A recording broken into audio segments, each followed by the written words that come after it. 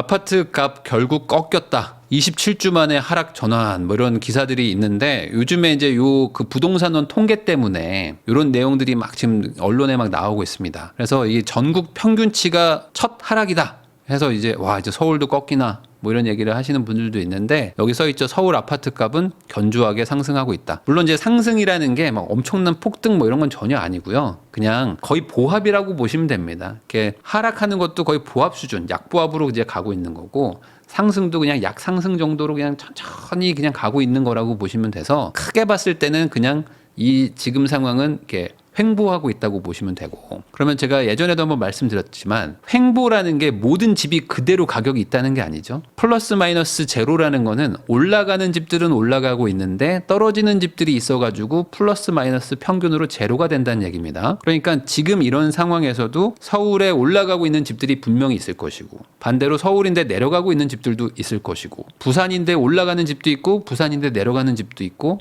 이런 거죠. 합쳐서 제로인 상태다. 라고 보시면 됩니다. 그러다 보니까 요즘에 이제 요런 기사들도 많이 나옵니다. 53억 찍었던 아파트가 어쩌다가 앉아서 10억 떨어졌다 하면서 집주인들이 비명을 지르고 있다 뭐 이런 얘기들도 나오는데 이거는 이제 뭐 모르겠어요. 이거는 기본적으로 이제 기자님들도 약간 좀 그 어그를 좀 끌어야 되는 것 같아. 그래가지고 이렇게 하시는 것 같습니다. 왜냐면 요 53억 찍었다는 아파트가 용산에 있는 아파트예요. 근데 이 용산에 있는 아파트는 기본적으로 고층과 저층의 가격 차이가 8억에서 10억씩 나는 곳이야. 50억짜리잖아. 50억짜리. 50억짜리 아파트인데 이렇게 서 있어요. 아파트가. 근데 여기 위에 한 40층부터는 전망이 엄청나거든요. 전망이 엄청 좋아. 그리고 여기 1동이 있고 뭐 2동이 있고 3동이 있고 이러거든요. 근데 여기 1동은 하나도 안 가려지는 완전 그냥 막 파노라마 뷰처럼 막 나옵니다. 그러니까 요런데 이 고층이 한 50억 해요. 근데 저층이 한 40억 하거든. 원래 그렇습니다. 그리고 여기 뭐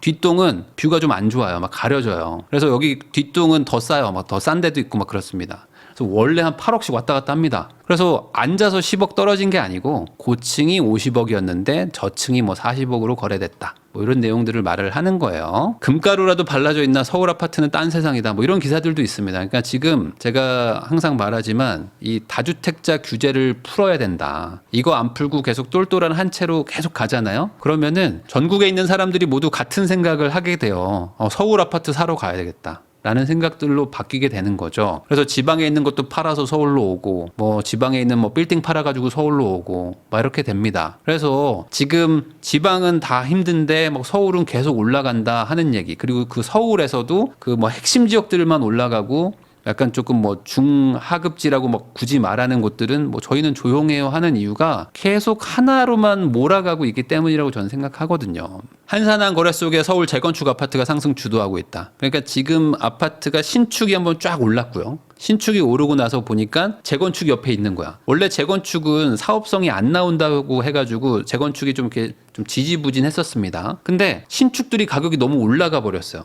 신축 쏠림 현상 때문에. 그러니까 신축이 올라가면 어떻게 됩니까? 우리도 그럼 새로 지으면 저만큼 받을 수 있겠네? 라고 생각하니까 갑자기 사업성이 나오기 시작한 거예요. 그러니까 원래는 사업성이 안 나올 것 같았어. 이 정도 분담금 넣어가지고 지어봐야 어차피 신축 가격 옆에 뻔한데 돈 못 벌잖아요 라고 하면서 안 하려고 했었는데 신축들이 막 비싸지니까 그러면 똑같은 분담금 5억 내고 하면 되겠네? 라고 하면서 그러면서 지금 재건축 아파트 쪽으로 지금 좀 쏠림이 있다. 근데 그게 뭐 한계가 있겠죠. 그러다 보니까 지금 서울 아파트 거래는 이제 한파가 왔다 해가지고 10월이 3천 건으로 줄었고요. 그리고 9월부터 이제 대출 규제 그리고 이제 뭐 6, 7, 8월 가격이 막 갑자기 급등을 했었습니다. 그런 것들까지 이제 섞여가지고 지금 시장은 횡보하는 분위기로 바뀌었습니다. 이건 제가 작년에도 똑같이 이런 일이 있었다고 말씀드렸죠. 경고했던 서울 부동산도 꺾였다. 매매 가격 전망 지수가 7개월 만에 하락했다. 그러니까 이게 매매 가격이 떨어졌다는 게 아니라 이 매매 가격 전망 지수, 그러니까 미래에 집값이 떨어질 것 같은가요? 라고 하면서 이제 중개사분들한테 물어봤는데 중개사분들이 이게 92점. 그러니까 100점이 보합이면 92점으로 나왔다는 거예요. 상승할 때는 한 102점에서 105점 요 정도 나왔었거든요. 그러니까 이것도 약 보합, 약 상승, 약 하락 여기에서 지금 왔다 갔다 하고 있는 거고요. 아무래도 규제도 있고 집값이 또 오르기도 했기 때문에 내년도 전망을 약간 하락으로 보는 사람들이 좀 늘었다라고 보시면 될 것 같습니다. 이건 넘어갈게요. 너무 속상하시니까. 최근에 청약할 때 위장 전입 막 이런 것들 해가지고 그 만점 통장 막 이런 것들 만들어서 그 당첨되신 분들이 많았대요. 그러다 보니까 이거 지금 한번 전수조사했더니 한 100 몇십 명이 지금 취소됐다고 합니다. 왜냐면은 이제 어머니랑 장모님을 같이 모시고 산다 뭐 이런 사람들도 있었고, 뭐 지방에 아이들이 있는데도 불구하고 지방의 아이들을 일부러 이제 우리 집에 전입을 시켜가지고 이제 뭐 조금 큰 평수 받고 뭐 이런 분들도 많았나 봐요. 근데 이게 어떻게든 청약을 받아서 그 로또 청약에 들어가려고, 왜냐면 그것만 돼도 뭐 적게는 4, 5억 뭐 많게는 뭐 10억, 20억도 실차익이 나다 보니까 이거 돼야 된다라고 해서 이제 무리수를 두는 사람들이 많았던 거죠. 그래서 어떤 사람들은 이혼도 한답니다. 이혼해가지고 이제 미혼모에 막 다둥이를 둔 사람으로 막 특공으로 막 넣는 경우들도 있고, 뭐 별의별 일들을 일어나지만 사실 이런 거를 이제 밝혀내는 방법들이 많습니다. 그런 기법들도 많이 개발이 돼가지고 쉽지 않다. 이거 속이기가 쉽지 않다라는 거를 꼭 기억해 주시면 좋겠어요. 아파트 값이 뛴 강남 내년 보유세가 껑충한다 하면서 이제 뭐 최대 39% 올라간다고 하는데, 이제 공시가격 현실화라는 그런 정책을 폐기를 했습니다. 그래서 시세가 안 올라도 공시가 그 할인율을 계속 이제 없애가지고 시세대로 받겠다라고 했던 게 이제 지난 정부의 정책이었는데 이게 폐기가 됐죠. 근데 그거랑 상관없이 현실화율은 똑같아도 작년 대비 최근에 이제 서울 뭐 강남 이런 데가 집값이 많이 올랐습니다. 그러다 보니까 뭐 잠실 이런 데들은 막 한 30%씩 막 올랐어요. 1년 만에 30% 오른 거예요. 그러니까 엄청나게 많이 오른 거잖아요. 당연히 보유세 같은 것들도 같이 올라가겠죠. 시세에 연동되는 거니까. 치솟는 공사비가 너무 높아진다 해서 건물 건설 쪽이 1년 동안 16%를 상향해 줬다. 그러니까 공사비가 직전에 계약한 것과 변경 계약을 하는 게 있습니다. 공사비가 이제 올랐으니까 이제 뭐 조합이랑 뭐 해서 이제 협의해서 공사비를 올리는데 봤더니 한 16% 올리더라. 라는 거예요. 그러니까 1년에 한 10에서 15% 오르는 거는 많이 오르는 거죠. 그만큼 지금 신축을 지을 때 사업성은 더 안 좋아지는 것이고, 그래서 신축들 공급이 잘 안 될 확률이 높죠. 그러다 보니까 지금 신축들이 더 좋아지겠는데 하면서 가격이 막 튀어 올라간 거고, 그러다 보니까 재건축도 야 이거 사업성도 괜찮겠는데 하면서 지금 아주 좋은 입지에 되게 비싼 재건축들이 지금 가격을 또 상승시키고 있는 상황이라고 보시면 됩니다. 1기 신도시 선도지구 발표가 이제 임박을 했는데 추가 분담금 얘기들이 지금 나오고 있어요. 뭐냐면은 장수명 아파트 뭐 이래가지고 내부 구조도 바꿀 수 있고 뭐 층간 소음 같은 것들도 좀 좀 덜하고 이런 구조를 쓰자. 그 말은 뭐죠? 돈을 더 들여가지고 공사비를 더 드린다는 얘기고, 공공기여 같은 거 많이 하겠다 뭐 이런 식으로 이제 다 동의를 받아가지고 우선 선도지구를 되려고 뭔가 좀 베팅을 많이 했어요. 이 단지들이. 우리 지금 거의 상위권인데 여기서 정부가 원하는, 지자체가 원하는 대로 맞춰서 좀 동의를 합시다 해서 할 때는 다 했어. 근데 만약 선도지구가 지정이 되면 이걸 지켜야 되잖아요. 그러니까 공사비랑 뭐 어떤 사업성이 떨어지는, 사업성 안 좋아지는 거를 지켜야 되는데 이게 나중에 독약이 될 수도 있지 않을까라는 지금 우려들이 나오고 있는 겁니다. 그러니까 이제 승자의 저주 같은 것들이 걱정이 되는 거죠.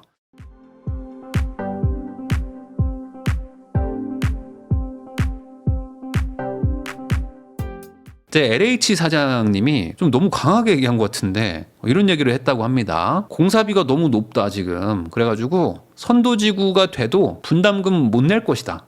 이런 얘기를 했어요. 그래서 분담금 문제로 사업이 어려울 것 같다. 이거 실제로 되는 데가 거의 없을 것 같다라는 얘기를 했습니다. 그러다 보니까 이게 승자의 저주가 진짜 되나 하면서 좀 걱정들이 좀 늘어나고 있는 거예요. 왜냐면은 그 지자체 요구대로 다 하려고 하니까 이제 사업성이 이제 안 좋아지는 거지. 그런 상황에서 과연 낼 것인가? 이 조합에서 하자고 할 때는 다들 동의하는데 돈 내라고 할 때부터 그때부터 이제 싸움 나는 거거든요. 그걸 지금 걱정하고 있는 겁니다. 이 집을 묻지도 보지도 않고 계약했어요. 자취의 성지 봉천동에 무슨 일이 일어났나 뭐 이런 얘기를 하는데, 요즘에 이제 저가 주택, 뭐 이제 원룸, 뭐 사회초년생 뭐 이런 분들이, 미혼 이런 분들이 사는 곳들이 지금 월세 이런 것들이 계속 막 올라가고 있습니다. 뭐 전세 사기가 뭐 여전히 아직 마무리가 다 안 되고 지금도 뭐 경매로 진행되고 있는 곳들도 있고, 기본적으로 시장의 분위기가 특히 이제 부모님들이 뭐 이제 사회 초년생, 대학생 애들 집을 얻어줄 때 우리는 전세는 안 얻어준다. 라는 그런 게 되게 강해졌어요. 그러다 보니까 월세가 막 튀고, 월세가 올라가니까 이제 돈이 좀 있는 분들 입장에서는 그냥 전세 빼주고 월세로 막 전환시키고, 그러니까 또 전세가 또 부족해. 전세가 부족하니까 저는 그래도 전세를 살래요 하면서 전세에 또 막 들어가는, 좀 리스크 안고 들어가는 분들도 막 나타나고, 이런 일들이 막 계속 일어납니다. 그리고 지금 신축이 안 지어지고 있어요. 원룸, 뭐 빌라 이런 게 신축이 잘 안 지어지다 보니까 조금 괜찮은 연식인 것들은 또 월세가 막 튀고 이런 일들이 일어나고 있다. 근데 여기다가 이제 엎친 데 덮친 격으로 지금 정부가 이걸 추진하려고 하는 게 있습니다. 뭐냐면 이 126% 룰이라고 해서 원래는 공시가격의 150%까지 보증보험을 들어주는 게 있었는데 이거를 낮춰버렸어요. 이 허그 말 그대로 이제 보증공사가 이제 자금이 좀 이렇게 불안하기도 하고 그리고 이게 너무 높아가지고 전세 사기가 많이 일어났다. 라는 그런 취지로 이거를 좀 낮춰서 안정성을 높이겠다라는 취지로 지금 126% 룰을 정했는데 그러다 보니까 24%만큼 보증 금액이 낮아진 거죠. 그러니까 어떻게 되냐? 집주인들 입장에서는 시세는 충분히 뭐 2억을 받을 수 있는데 갑자기 24%가 낮아지면서 2억이 아니라 1억 6천밖에 전세를 못 맞추는 경우들이 나타나는 거예요. 그러면 어떻게 해야 됩니까? 이거 지금 한 몇 천만 원을 돌려줘야 돼. 근데 돌려줄 수 있는 사람이면 돌려주죠. 근데 대부분 이 빌라를 가지고 있는 분들이 뭐 다주택 투기꾼 뭐 이렇게 생각하시겠지만 안 그렇습니다. 대부분 그냥 자기 집 하나 있고 뭐 노후 대비로 뭐 월세 받고 전세로 뭐 가지고 있으면 돈 벌겠지 하는 노인분들, 돈이 많은 분들이 그래도 한 채 정도 사놓고 이런 것들 많거든요. 근데 여기서 갑자기 몇 천만 원을 내라는 거예요. 그러니까 이제 못 내죠. 돈이 없어 이분들이. 자산이 많은 사람들이 아니니까. 그래가지고 못 내가지고 어떻게 하죠? 우리가 세입자 맞추면 그때 좀 드릴게요 하면서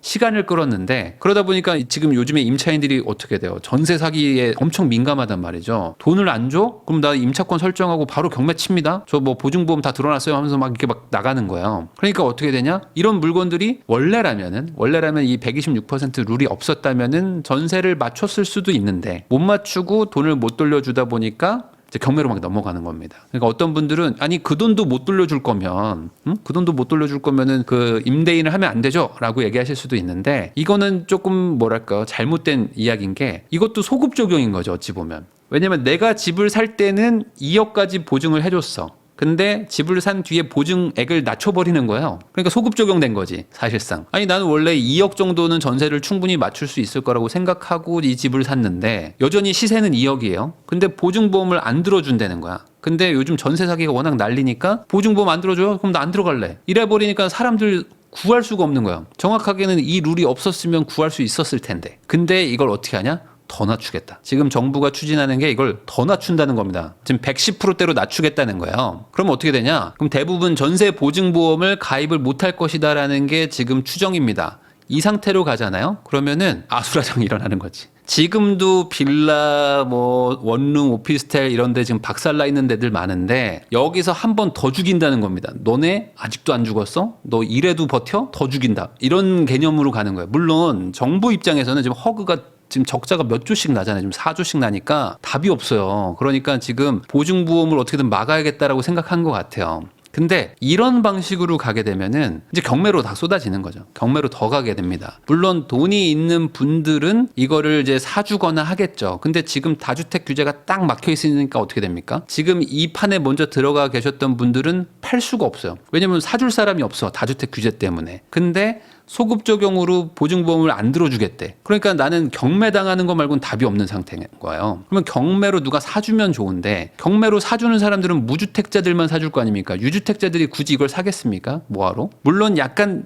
규제를 풀어준 게 있어요. 그래서 이걸 가지고 있어도 청약에서 무주택 취급을 받기 때문에 뭐 전략적으로 이걸 사겠다 하시는 분들도 있겠지만 안 살 겁니다. 대부분. 왜냐하면 생애 최초나 여러 가지를 다 포기해야 되는 부분이 많아가지고 이거 사기 쉽지 않다. 그러면은 빌라는 빌라대로 무너지는 거예요. 붕괴되고 다주택자들이 여기 들어오지도 않고 그러면 기존에 가지고 있는 사람들만 망하는 거고 그러면 옆집이 경매로 망하는 걸 보게 되면은 이 옆에 지금 가지고 있는 분은 어떻게 할까요? 우리 집도 경매 당하겠네? 이런 생각이 막 들겠죠? 그러면 어떻게 됩니까?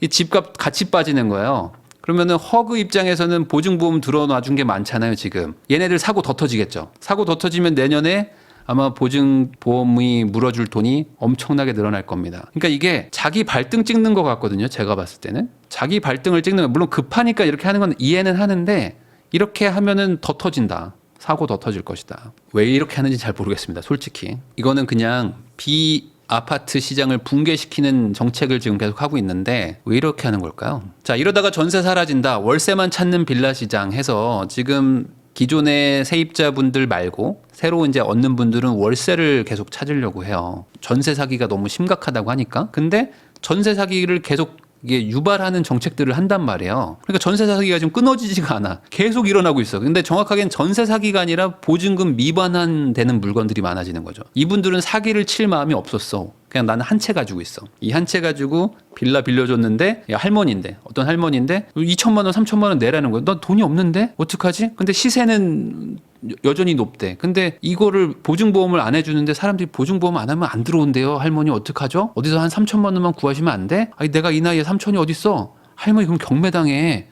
경매? 그럼 나 얼마 받는데 한 푼도 못 건지셔요. 그러고 이제 망하시는 거지 뭐. 이런 일들이 일어난다. 그래서 돈 많은 사람들만 월세를 또 내주고 아주 기형적인 시장이 됐습니다.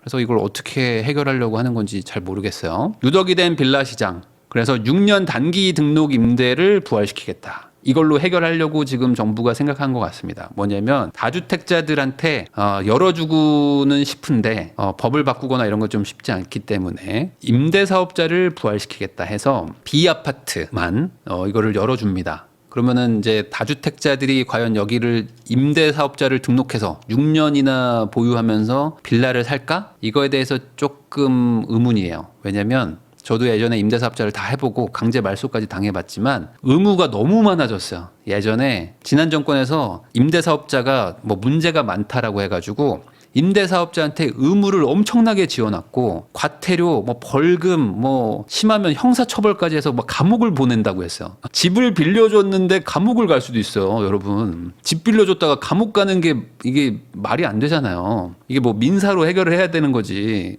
뭐 벌금도 이게 죄거든요. 범죄자예요. 벌금 받으면 범죄자입니다, 여러분. 그러니까 집을 빌려주면 범죄자가 될 확률이 있는데 이런 뭐 망해가는 시장에 과연 들어갈 것이냐. 거기다가 6년을 가지고 있어야 되는데 가지고 있다가 또 임대 사업자들 또 문제라고 하면서 갑자기 소급 적용하면 어떻게 돼요? 예전에도 한번 소급 적용 당했는데 한 번은 실수지만 두 번 당하면 그건 바보 아닐까? 라는 생각도 좀 듭니다. 그러다 보니까 단기 임대 등록 누가 하겠어요, 이거. 거의 안 하겠죠. 그러니까 어차피 일로 들어갈 사람들은 없다. 자, 그런 와중에 지금 이 허그는 돈이 없다고 그랬죠. 지금 이제 적자 전환하고 막 하다 보니까 자본 잠식 단계로 막 갔단 말이에요. 그래서 7천억을 급하게 이제 돈을 만듭니다. 그래서 보증보험을 뭐 줄이거나 이런 게 좀 어렵기 때문에 더 해줄 수밖에 없다. 라고 해서 손해본 건 손해본 거지만 그래도 뭐 어쩔 수 없지 않냐. 보증을 해줘야지. 라고 하면서 7천억을 또 이제 채권을 이제 풉니다. 그래가지고 이제 급한 불 끄고 내년에도 보증보험을 계속 해줄 것이다. 그러니까 보증보험은 해주는데 보증 기준을 계속 강화시키니까 경매를 계속 당하는 집들이 늘어나고 그런 집들을 보면서